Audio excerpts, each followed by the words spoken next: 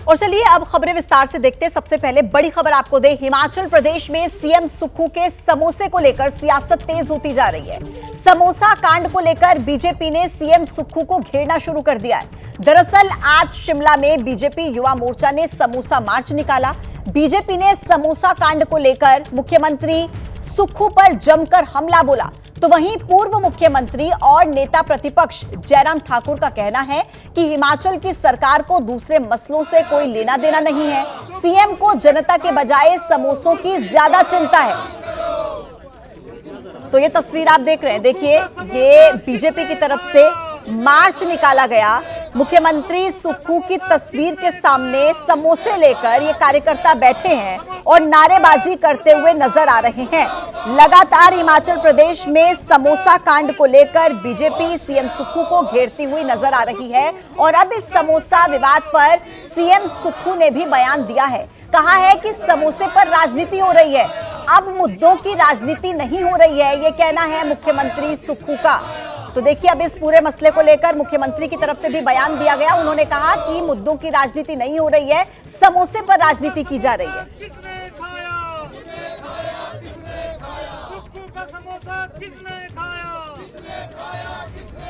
महाराष्ट्र प्रदेश कांग्रेस में के ऑफिस में आया तो पवन खेड़ा जी ने मुझे समोसा का ऑफर किया। तो मैंने कहा कि यहाँ समोसे की राजनीति हो रही है कि रोजगार, विकास, महिलाओं का सम्मान की राजनीति हो रही है। तो सुना आपने, मुख्यमंत्री सुक्खू यहां पर कहते हुए नजर आ रहे हैं कि मुद्दों की राजनीति हो नहीं रही है, समोसे को लेकर राजनीति की जा रही है। दरअसल देखिए ये पूरा मामला जिसको लेकर बीजेपी मुख्यमंत्री सुक्खू को घेरती हुई नजर आ रही है और कह रही है कि मुख्यमंत्री को समोसों की चिंता ज्यादा है, हिमाचल के लोगों की चिंता नहीं है, उनकी प्रायोरिटी है समोसा। अब आगे बढ़ते हैं, देखिए राजधानी दिल्ली की बात करेंगे क्योंकि दिल्ली को ऐसा लगता है कि किसी की नजर लग गई है। दिल्ली में दहशत फैलाने के पीछे कौन है, ये बड़ा सवाल। देश की राजधानी में फायरिंग की घटनाएं एकाएक आखिर क्यों बढ़ गई हैं? ये सवाल इन दिनों दिल्ली वासियों के जहन में घूम रहे हैं क्योंकि बीते कई दिनों से दिल्ली में बदमाशों ने आतंक मचा कर रखा है। फायरिंग की घटनाओं से लोग डरे हुए हैं और इससे जुड़ी अब एक बड़ी खबर हम आपको बताने जा रहे हैं। बड़ी खबर यह है कि दिल्ली में फायरिंग से एक बार फिर से हड़कंप मच गया है। 3 आरोपियों को गिरफ्तार कर लिया गया है। वेलकम और ज्योति नगर में गोली चली थी। देखिए वेलकम इलाके में गोली लगने से एक व्यक्ति की मौत हो गई थी और एक जख्मी बताया जा रहा है। बाइक पर सवार होकर अपराधी आए थे और फिर वारदात के बाद अपनी बाइक को वहीं पर छोड़कर फरार हो गए और मृतक व्यक्ति की स्कूटी और मोबाइल लेकर चले गए, जिसको लेकर अब लोगों में खौफ और ज्यादा बढ़ गया है क्योंकि राजधानी दिल्ली में लगातार एक के बाद एक ऐसी घटनाएं सामने आ रही हैं जिससे साफ पता लग रहा है कि कोई कानून का डर बदमाशों के मन में बचा नहीं है। वेलकम इलाके से एक और घटना सामने आई जिसमें गोली चली और एक व्यक्ति की मौत हो गई, एक जख्मी बताया जा रहा है। अब जानकारी ये है कि 3 आरोपियों को पुलिस ने गिरफ्तार किया है। दरअसल वेलकम और ज्योति नगर इन 2 इलाकों में गोली चली थी और ये तस्वीर भी हम आपको दिखा रहे हैं। देखिए किस तरीके से अब इस पूरे क्राइम सीन को यहां पर सील कर दिया गया है। रात में वेलकम एरिया में जो है वो एक इंसिडेंट हुआ है जिसमें नदीम नाम के आदमी का गोली लगी है। 2 गोलियां लगी, एक माथे पे लगी और एक नीचे बॉडी पे लगी है उसको, और वो ब्रॉड डेड हुआ।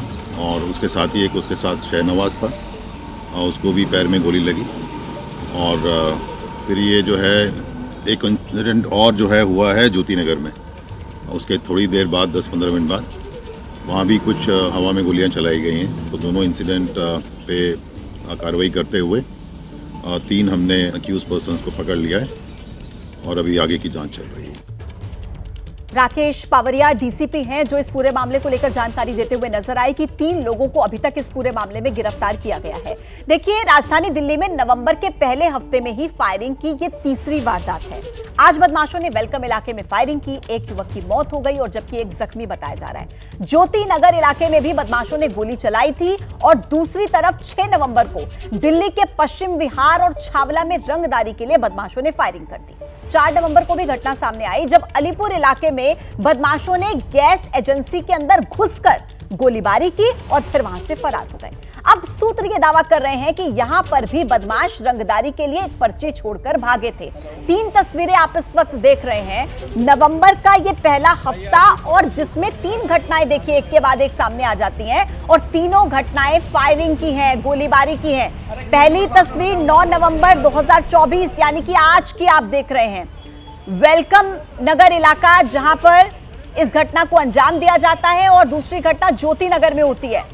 और देखिए पश्चिम बिहार की भी तस्वीर 6 नवंबर 2024 की तस्वीर जब फायरिंग की जाती है और 4 नवंबर को भी इसी तरीके का मामला सामने आता है जब अलीपुर में गैस एजेंसी में फायरिंग की घटना को अंजाम दिया जाता है।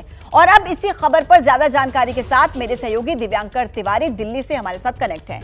दिव्यांकर, नवंबर का पहला हफ्ता एक के बाद एक इतनी वारदात सामने आना ये अपने आप में लोगों के अंदर डर का माहौल पैदा करता है, लेकिन ग्राउंड पर सिचुएशन क्या है? तफ्तीश आगे कहां तक पहुंची है? आखिर क्यों बदमाश इस तरीके से खुलेआम घूम रहे हैं? क्यों कानून का डर नहीं है?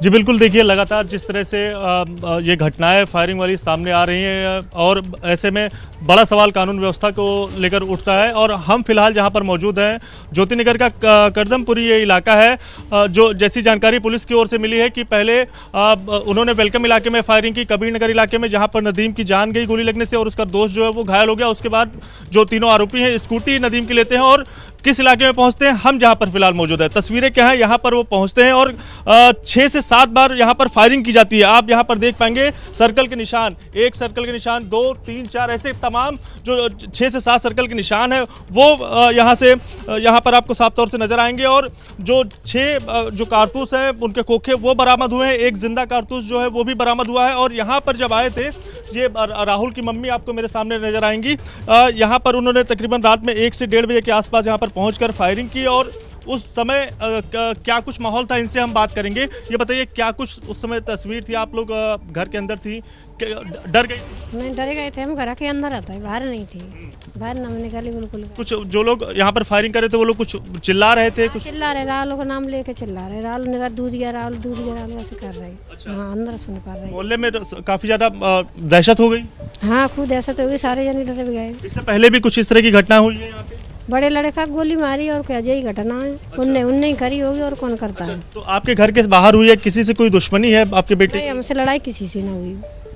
गली मोहल्ला वाले को पूछ लो, अगर किसी से लड़ाई मोहल्ला से लड़ाई ने पहले ही वाले नहीं करवाई होगी, जो करवाई होगी। तो ठीक है, तो जिस तरह से परिवार के सदस्य भले ही ये बता रहे हैं कि किसी से लड़ाई नहीं है, लेकिन बड़ी बात यही है कि पुलिस इस पूरे मामले को लेकर 3 आरोपियों को भले ही गिरफ्तार किया है, लेकिन लगातार लोग जो है वो भी कि 3 लोगों को अभी तक गिरफ्तार किया गया है। लेकिन ऐसे में एक बात ये भी उठती है कि आखिर क्या ये लूट की मंशा से ही आए थे? क्योंकि जिस तरीके से स्कूटी लेकर फरार हो जाते हैं, मोबाइल लेकर फरार हो जाते हैं, अब ऐसे में पुलिस की तफ्तीश के बाद ही क्लियर हो पाएगा कि आखिर असली मंशा क्या सिर्फ लूट थी या इसके पीछे कोई और दुश्मनी। आपका शुक्रिया दिव्यांकर तमाम अपडेट्स पहुंचाने के लिए। तो देखिए दिल्ली में एक के बाद एक घटनाएं लगातार लोगों की चिंता को बढ़ा रही हैं। लोग परेशान हैं क्योंकि जिस तरीके से मामले सामने आ रहे हैं, कानून व्यवस्था का कोई खौफ नहीं है बदमाशों के अंदर, यह साफ तौर पर नजर आ रहा है। आगे बढ़ते हैं, देखिए उत्तर प्रदेश में जहां सियासी पोस्टर वॉर जारी है, समाजवादी पार्टी ने आज एक नया पोस्टर जारी कर दिया। योगी आदित्यनाथ के नारे बटोगे तो कटोगे के जवाब में समाजवादी पार्टी ने अब एक और नया पोस्टर जारी कर दिया है। लखनऊ में यह पोस्टर जारी किया गया और इस नए पोस्टर को समाजवादी पार्टी के दफ्तर के बाहर लगाया गया। लिखा कि तुम बटने कटने का राग लिखो, हम तारीख का हिसाब लिखेंगे। तुम नफरत का योग लिखो, हम तरक्की का संयोग लिखेंगे। तुम जमीन पर जुल्म लिखो, हम पीडीए का इनकलाब लिखेंगे। यह नया पोस्टर समाजवादी पार्टी दफ्तर के बाहर देखिए लगाया गया है। लगातार उत्तर प्रदेश में पोस्टर वॉर देखने को मिल रहा है। एक के बाद एक नए पोस्टर्स समाजवादी पार्टी की तरफ से भी जारी किए जा रहे हैं। समाजवादी पार्टी के दफ्तर के बाहर आज एक फिर नए नारे के साथ नया पोस्टर लगा हुआ है। उत्तर प्रदेश में पोस्टर की सियासत में रोज नए नारे, नए नेता और नए पोस्टर देखने को मिल रहे हैं। रोज कई गुमनाम नेता पोस्टर लगाकर सुर्खियां बटोरने की कोशिश में हैं। समाजवादी पार्टी के जिस इलाके में कभी नेताओं के जन्मदिन और उनकी तस्वीरों के साथ पार्टी के नारे लिखे होते थे, अब वहां हर नेता का अपना नारा, अपना स्लोगन वाला पोस्टर लगा हुआ है। आज समाजवादी पार्टी के दफ्तर के बाहर एक और नया पोस्टर लगा जिसमें लिखा है, तुम बटने कटने का राग लिखो, हम तारीख का हिसाब लिखेंगे। तुम नफरत का योग लिखो, हम तरक्की का संयोग लिखेंगे। तुम जमीन पर जुल्म लिखो, हम आसमान में पीडीए का इनकलाब लिखेंगे। और इसके अलावा एक और पोस्टर बगल में लगा हुआ है, वहां लिखा हुआ है कि जुड़ेंगे तो बढ़ेंगे। पार्टी के राष्ट्रीय अध्यक्ष अखिलेश यादव की बड़ी तस्वीर के साथ ये पोस्टर बगल में लगा हुआ है, जुड़ेंगे तो बढ़ेंगे। रोज नए पोस्टर लगाए जा रहे हैं समाजवादी पार्टी के दफ्तर के बाहर। कोई कांग्रेस का नेता लगाता है, कोई समाजवादी लगाता है। अपने दूर दराज इलाके से जो गुमनाम चेहरे हैं, इसके माध्यम से अखिलेश यादव की नजर में चढ़ना चाहते हैं। तो देखा आपने किस तरीके से उत्तर प्रदेश में पोस्टर वॉर जारी है। लेकिन आपको यह भी बता दें कि केवल उत्तर प्रदेश ही नहीं बल्कि यूपी से लेकर बिहार तक पोस्टर पॉलिटिक्स चल रही है। आज आरजेडी नेता तेजस्वी यादव का जन्मदिन है। वो 35 साल के हो गए और इसी मौके पर पटना समेत उनके आवास के आसपास पार्टी के कार्यकर्ताओं ने जन्मदिन की बधाई वाले बैनर पोस्टर्स लगाए। पोस्टर में तेजस्वी को बिहार का भावी मुख्यमंत्री बताया गया। ये देखिए तस्वीरें उन पोस्टर्स की जो लगाए गए हैं कार्यकर्ताओं की तरफ से और जिसमें तेजस्वी यादव को भावी मुख्यमंत्री बताया गया। बिहार का अगला सीएम तेजस्वी यादव को लिखा गया इन पोस्टर्स में। आज तेजस्वी यादव का जन्मदिन है और इसी मौके पर देखिए एक के बाद एक पोस्टर्स जो आरजेडी कार्यकर्ताओं की तरफ से लगाए गए। और इन पोस्टर्स के जरिए एक तरफ तो तेजस्वी यादव को भावी मुख्यमंत्री बताया गया तो दूसरी तरफ बीजेपी पर तंज कसा गया। देखिए पूर्व केंद्रीय मंत्री स्मृति ईरानी की तरफ से कांग्रेस पर वार किया गया है। कहा कि सत्ता में आने के बाद कांग्रेस लूट करती है और कांग्रेस वादों को पूरा नहीं करती। हरियाणा चुनाव में कुछ लोग जलेबी की फैक्ट्री लगा रहे थे, ये कहा गया स्मृति ईरानी की तरफ से। आह्वान कर रहे हैं वोट जिहाद का महाराष्ट्र में। उनको समझना होगा कि महाराष्ट्र की जनता विकास के ठोस मुद्दों पर न सिर्फ चर्चा चाहती है बल्कि चाहती है कि विकास के ठोस मुद्दों पर ही काम हो। आज जब भारतीय जनता पार्टी का नेतृत्व अथवा भारतीय जनता पार्टी का कार्यकर्ता महाराष्ट्र के साथ साथ देश भर में अपनी सेवा देते हैं और नरेंद्र मोदी का 10 साल का अगर आप प्राइम मिनिस्टर के नाते रिकॉर्ड देखें तो उन्होंने जब कोई पक्की सड़क बनाई तो उसको किसी समुदाय विशेष, किसी धर्म विशेष को समर्पित नहीं किया। उनका एजेंडा पिछले 10 सालों में और आने वाले उनके पूरे कार्यकाल के लिए यही है सबका साथ और सबका विकास। जो लोग समाज को बांटने की अलग अलग व्यवस्थाएं कर रहे हैं वो मात्र वोट की फिराक में है, विकास की फिराक में नहीं।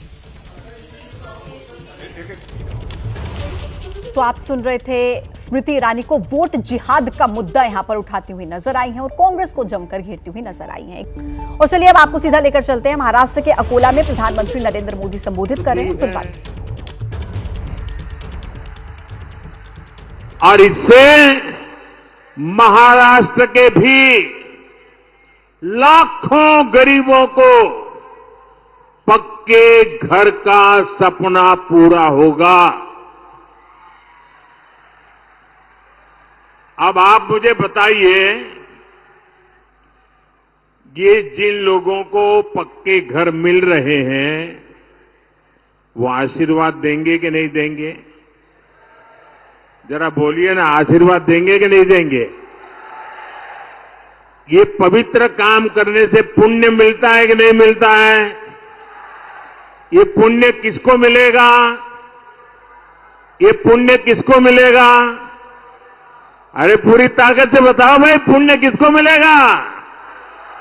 मोदी को नहीं, ये पुण्य आपको मिलेगा क्योंकि आपके एक वोट ने मोदी को गरीबों के लिए घर बनाने का मौका दिया है और इसलिए पुण्य के अधिकारी आप हैं। अच्छा, मेरा एक काम करोगे? अकोला के लोग जरा पूरी ताकत से बताओ, मेरा एक काम करोगे? शाबाश, बड़ा जोर है भाई। अच्छा, एक काम करना, अभी आप चुनाव में गांव-गांव जाएंगे, घर-घर जाएंगे, लोगों को मिलेंगे और कहीं जाते हुए आपको नजर आए कि कोई परिवार अभी भी झोपड़ी में रह रहा है, कोई परिवार अभी भी कच्चे घर में रह रहा है, तो उसका नाम पता लिख करके मुझे भेज दीजिए और उसको बता दीजिए कि मोदी जी ने मुझे भेजा है, तुझे पक्का घर मिलेगा, ये वादा करके आओगे मेरी तरफ से। देखिए, मेरे लिए आप ही मोदी हैं, तो वादा कर दोगे? आप वादा करके आइए, मैं वादा पूरा कर दूंगा।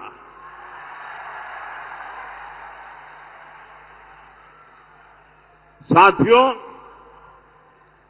चुनाव के समय मैंने 70 वर्ष से अधिक उम्र के बुजुर्गों को मुफ्त इलाज की गारंटी देने का वादा किया था।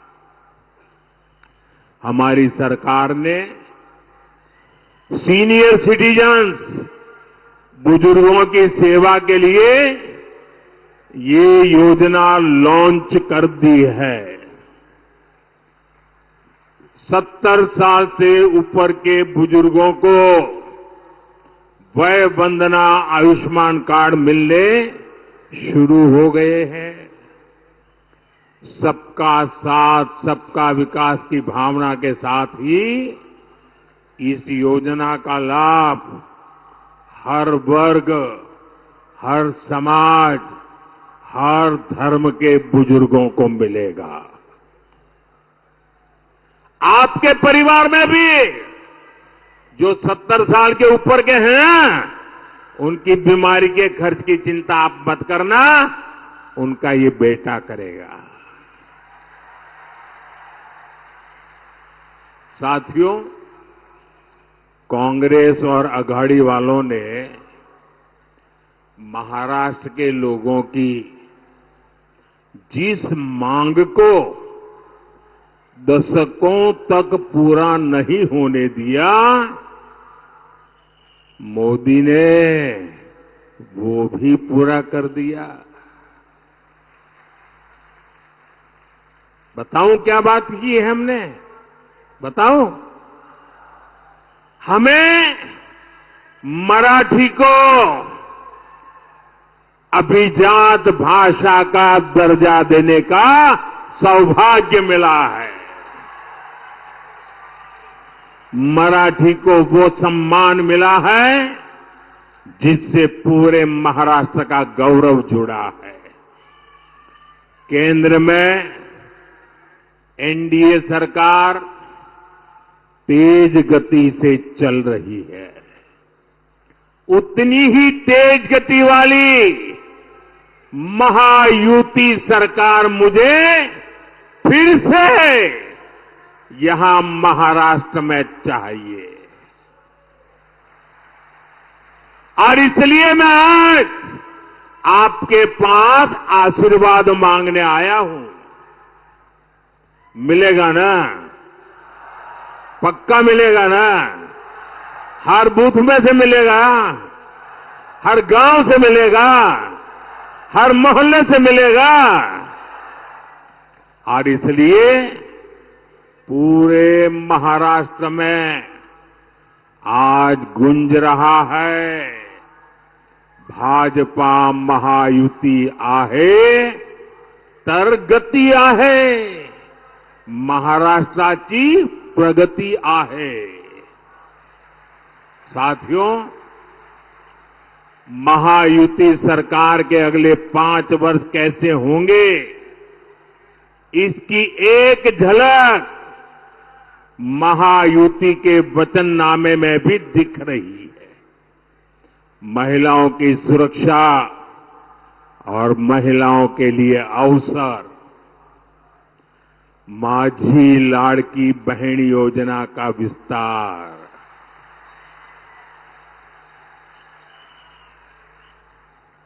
माझी लाड़की बहना इथे आली आहेत ना,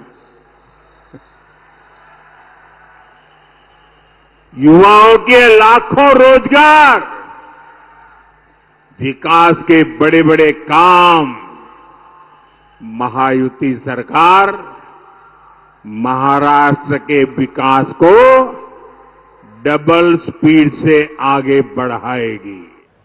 और चलिए आगे बढ़ते हुए आपको एक बड़ी खबर दें। महाराष्ट्र से बाबा सिद्दीकी को लेकर एक और बड़ा अपडेट सामने आ रहा है। बाबा सिद्दीकी मर्डर केस में नक्सल कनेक्शन सामने आया है।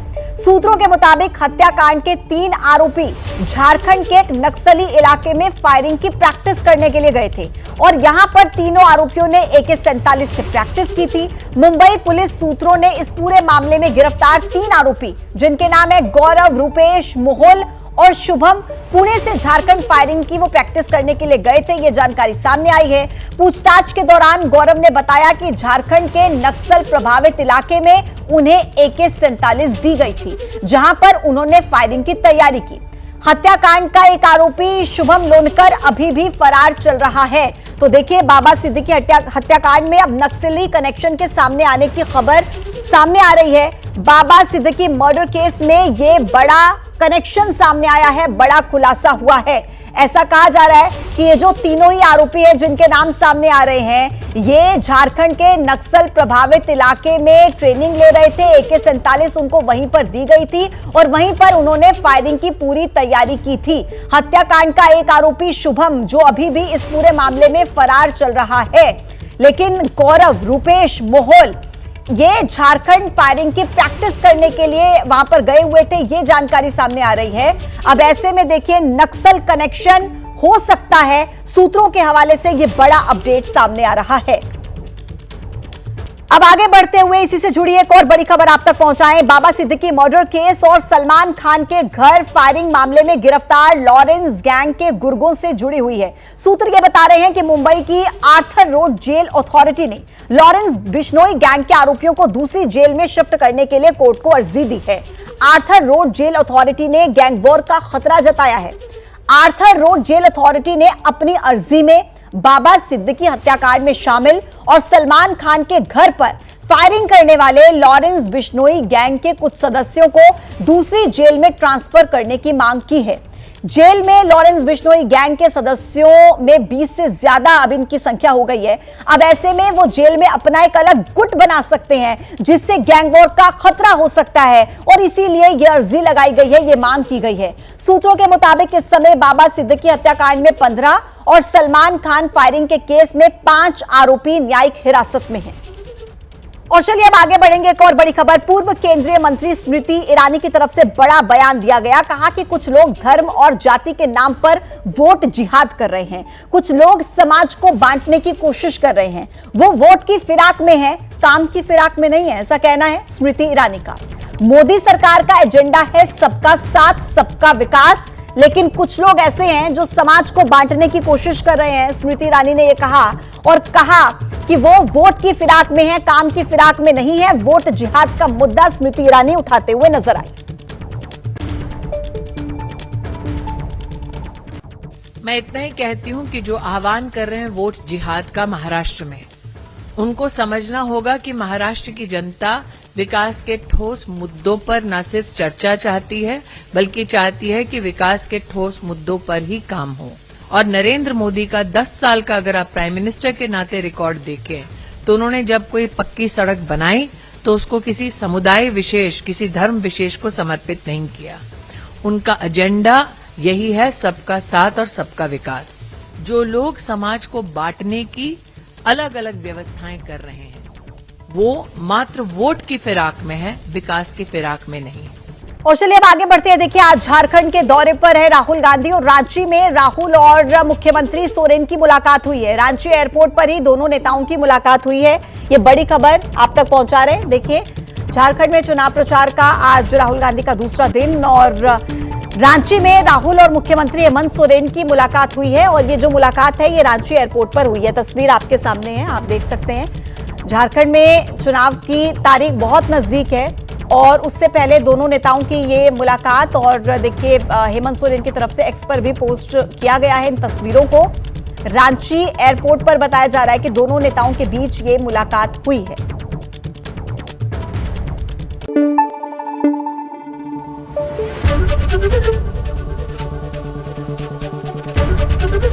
ABP न्यूज आपको रखे आगे।